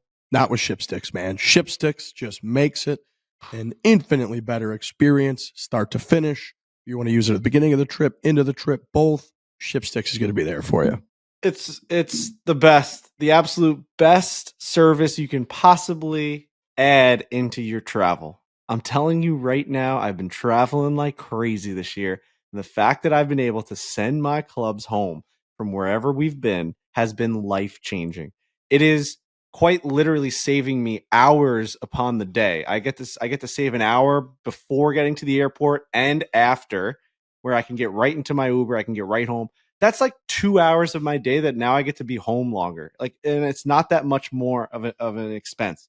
It's something for me that it's so important to me now, like to be able to not have that baggage quite literally on me, to be able to get right. The difference between checking a bag at an airport that's that big and not, where you get to have a carry-on, is life-changing when you travel this much, especially if you have a big crew. Think about all the differences now where it saves you. Like, all right, you're going to send this thing, they're going to come pick it up, or you're going to go drop it off at a FedEx. They're going to send it straight to the golf course. You don't have to worry about a single thing. Now, because you don't have golf bags, maybe you're on a golf trip with a bunch of people that all have golf bags. You don't have to rent a bigger car now, which saves you money there. You don't have to get the Uber XL. You guys all have just carry-ons. Like there's ways that this saves your day, your budget. It makes things way easier. You don't need to get way bigger cars. When I was in Big Cedar Lodge, there was no way we were getting 6 Uber XLs to the airport. There barely was any Ubers. We never would have gotten to the airport. We needed to all squeeze into these little Ubers. And the only reason we were able to do that, we had no baggage. We had no bags. We had little duffel bags that we put on our lap, and we were able to get out of there. So it saved my life. I'm telling you right now, I'm never traveling without it. Shipsticks is so good. At our event with Good, they had a Shipsticks little tent that people were just going up to at PGA National and just sending their clubs home on demand. They were printing out labels and just being like, do you want these home like tomorrow? And they're like, sure. Here's your label. Leave it with us. We'll just get it on its way. Okay, awesome. I'm on my way to the airport. And we're getting you 20% off, all right? 20% off, everybody. They're that great. White glove treatment, the whole deal. Shipsticks.com. You use our code, which is simple. It's 4 letters, Fore, F-O-R-E, F-O-R-E. Just use that code, shipsticks.com, 20% off with the code Fore.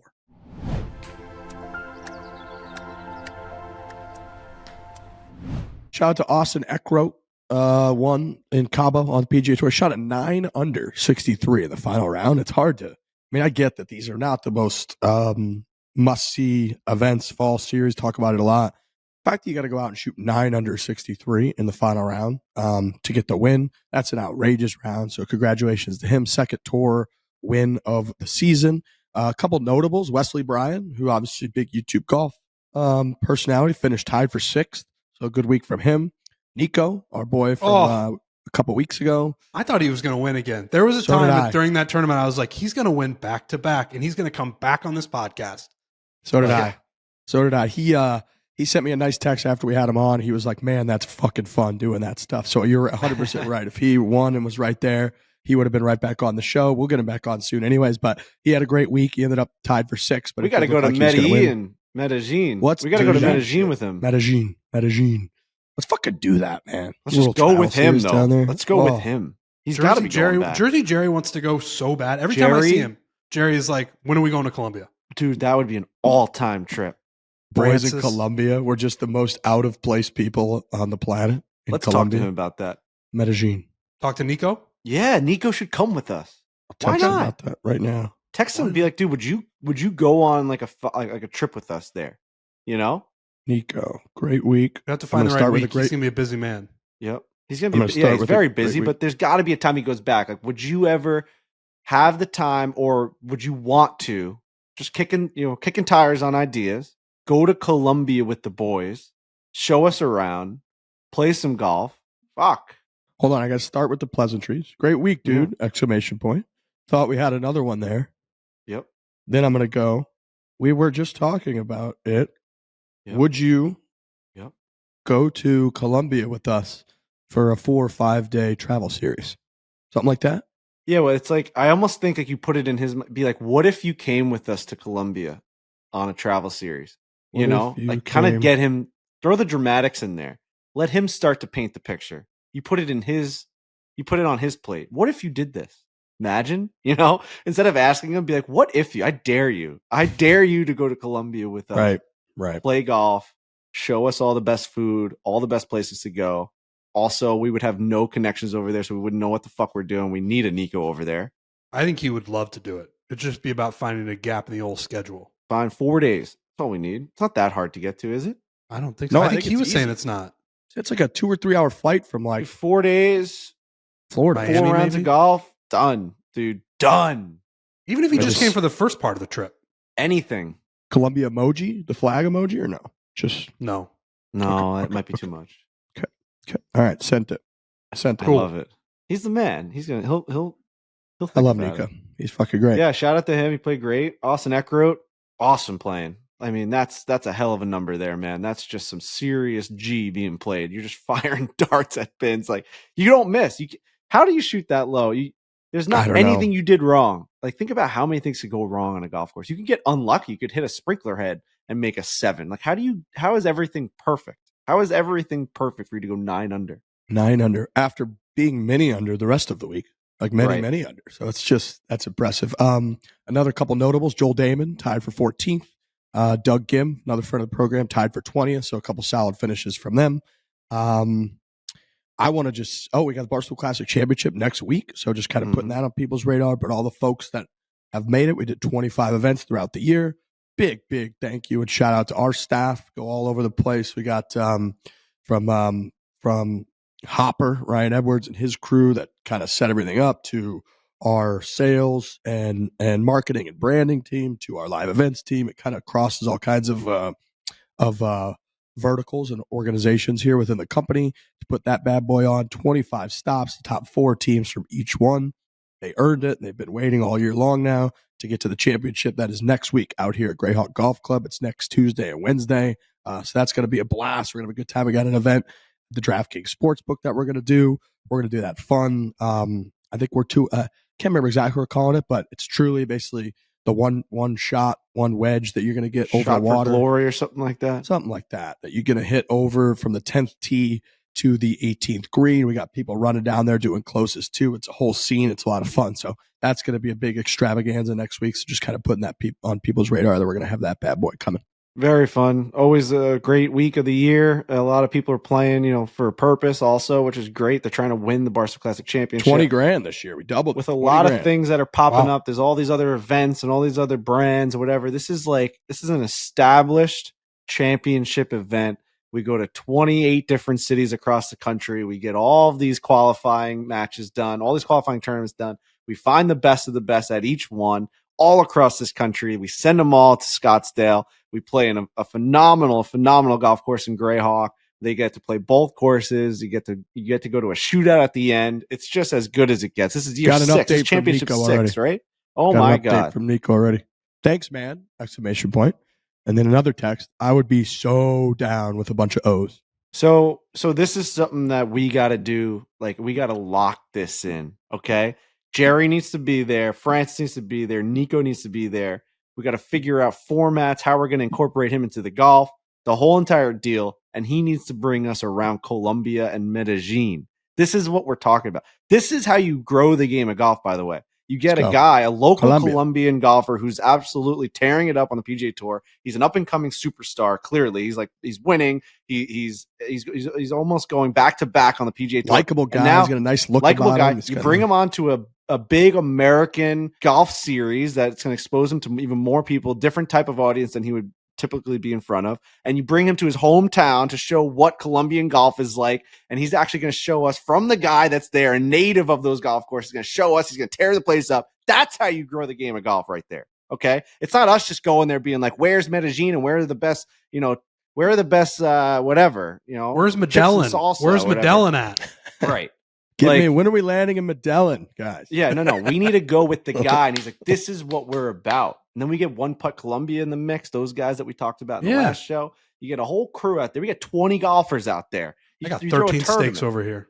Sorry. Now I'm getting, the listeners are just listening to one of our meetings now. This is what happens behind the second half of the show. Like, when we are that's what they're going to get. If you're still listening at this point, it's on you. When we're done, when we say hit it hard, we stay on here and we say these same things, and I'm clapping my hands. I'm like, we got to get it done now. Send the text, lock it in. We're going. I'm packing my bags. I'm getting chipsticks to send my clubs to Medellin. I love it.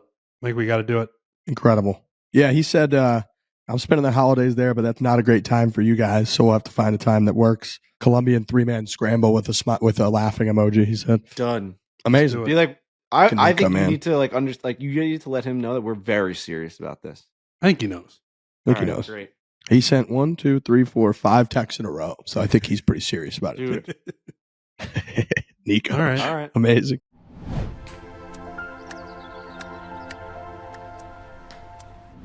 The Emirates NBA Cup is here. You can win big getting in on the action at DraftKings Sportsbook, an official sports betting partner of the NBA. All 30 teams split into 6 groups every Tuesday and Friday, playing for the right to advance in the single elimination in-season tourney, culminating in the NBA Cup championship in Vegas. Get behind your favorite players and the prop bets you can make on DraftKings, the best place to bet NBA player props.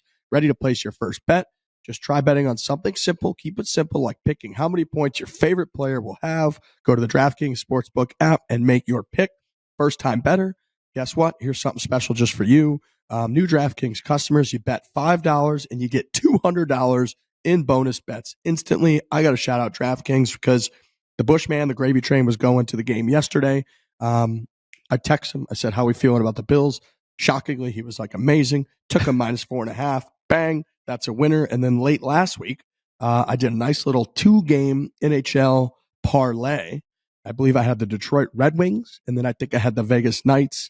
The Knights came back late in the third, took down Edmonton Oilers. Bang, another win. So I'm loving the DraftKings Sportsbook right now. I have an NBA future on the Oklahoma City Thunder to win the NBA Finals. Wow. I feel good about it, although their star center, Chet Holmgren, went down last night. He's going to be out for 2 months, but I still feel good about it. They're a great team. And the NBA bets are really fun. The over-unders are really fun. The player props are really fun. DraftKings is the place to be betting the NBA. So just go on there, browse a little bit. There's games every night. So if you want a little bit of action every night, go on DraftKings, bet a little bit of NBA, and yeah, it's just really fun. 2 nights ago, I did a pretty heavy, just like heavy favored parlay. I picked 3 of the most favored NBA teams. There was like 3 teams that were -600, and it turned into like a +120, +130 parlay. All 3 of them hit. It was just like very fun to be a part of that. You know, Right. It was just all 3 teams were going into that game assuming a win, right? You're like very heavily favored. You're going in, you're at home, whatever that might be. You win the game. We move on to the next bet. So DraftKings has been great for the NBA. I also had a Brock Nelson anytime goal scorer the other night. He puts one in. There's no better feeling because you're just like, that's my guy. You got to make sure that puck goes in the back of the net. He goes in the back of the net.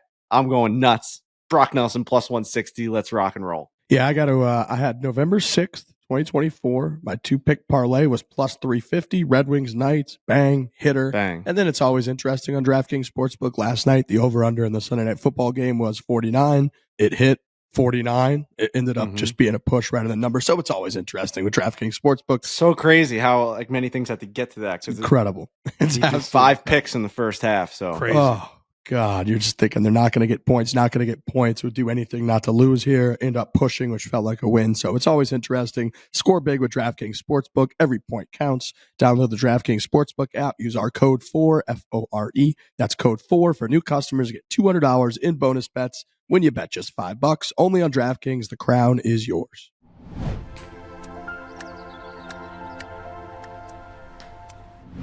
I want to say I'm very sad about, I'm going to confess about the New York Jets. I know it's Frankie's team, the goddamn Jets, the whole thing. But Oh, I they just the stink. Rodgers thing, I thought it was going to be fun. They weren't even that bad last year without a quarterback. Thought they were going to be good. It was kind of a fun story. He's kind of this, obviously, Aaron Rodgers. It's like eclectic guys on all different shows. I was fired up for it. And they just fucking stink. It's very really sad. tough game to watch. It was like the worst football game I've ever seen. I mean, the Cardinals did whatever the hell they wanted with them.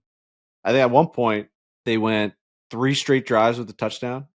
Just 3 straight drives. No incompletions. Just, you can't even imagine how easy it was for them to go down the field. It was like a video game, turning it on easy mode and putting all of your attributes to 100 and just firing balls around the field. There was no incompletions. Kyler Murray was like Tom Brady. It was great. They didn't drop a ball. So it's not even the offense didn't score a touchdown. I get that. But like we couldn't stop, anything. Couldn't stop a running nose if That's a bummer, man. That's a bummer. And conversely, the gravy train has got to be feeling really good right now. Yeah, the Bills are good. Can I just say I told you so? You did say that. You did say that. But you're always saying every other team's ass and all this. Like, I'll tell you every what. team Alex talks about is ass. Like as if the fucking Buffalo Bills are a cock or whatever. It's always like the opposite. This is a niche segment because I think Alex Bush has like 800 followers on Twitter. But following him during Bills games is sorry. Alex Bush needs more followers, A actually. little more than that. Okay. Sorry. But yeah, you're just one of those guys who like He's got like almost if 2,000. anything goes wrong, which by the way, the Bills are good and Josh Allen is really good. Anything doesn't go like my favorite tweets of yours are the Patrick Mahomes ones when you're like, this is the worst team in the league. Yeah, no, go follow Alex Bush 93 on Twitter. Go give him a follow. The Chiefs are the worst 9-0 team in NFL history. They are. His last tweet. They are. They barely win games against shitty teams. Then his next tweet after that, this week. the Texans deserve to be relegated to the XFL after losing that. Well, that's And then true. he He threw this 5 fraud. picks and they lost. The best is when Bush starts going into the part of the season when he starts to panic and he starts bitching about how the NFL just wants Mahomes to win every time, so that the whole I mean, deck is this stacked against year him. has Mahomes been ridiculous. is such your boogeyman. You can't go to bed at night without thinking about Patrick Mahomes because guess what? I got a spoiler for you. The Chiefs are winning the Super Bowl, so they're just doing it. Nope. Alex Bush, how was Notre Dame? I saw you went. They had a huge blowout. That's an awesome game to go to. 52-3 Notre Dame. Yeah, that was fun. in South Bend. My buddy did grad school there, so he's still there. So we went out to Notre Dame for the game, and then we went to the Bills-Colts game Sunday. What a weekend for Alex Bush. Yeah, and saw the Rangers get just Yes, shit on by the you did Sabres text on me about Thursday, that. which was amazing. That's awesome. Like that brings Yeah. a huge smile to my face. The Islanders are in like it's bad. They're like 6-6-3. They just can't get any wins. But when the Rangers have a big game at MSG, and I just like think about all the guys getting like they're going to MSG and they got their scarves on and their collared shirts and their jackets, and they just got back from the finance department at whatever Merrill Lynch, whatever they're at working at, and they all get to MSG and the tickets are $350. And it's like the spectacle, and they were down 6-0. They were down In a 5-0. in a blink of an eye. Second. Oh, it's just like it's as good as it gets, man. It was great.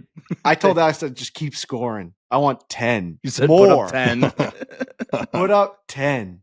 Fuck that beautiful. franchise, man. That is beautiful. All right. Well, that's all I got, ladies and gentlemen. Yeah. Oh, we're gonna be at my last rodeo this year will be LSU. We're doing right after the Barstool Classic Championship, so we'll be doing Pup Punk there at Fred's. I heard that's supposed to be like out of control. It'll be Vanderbilt, about that LSU.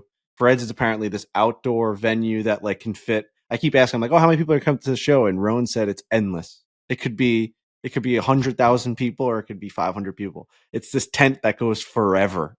And he's just like, he's like, you have to see it to believe it. It's the craziest outdoor venue for like a college bar you'll ever see. Fantastic. Incredible. Yep. Incredible. All right. Well, All thank right. you everybody for listening. Thanks to our sponsors. Thanks for Alex Bush producing this podcast after a banger of a week. Nice stretch for you. It's early, so we'll be back on Thursday for the second show of the week per usual. Hit it hard. Hit it hard. Hit hard.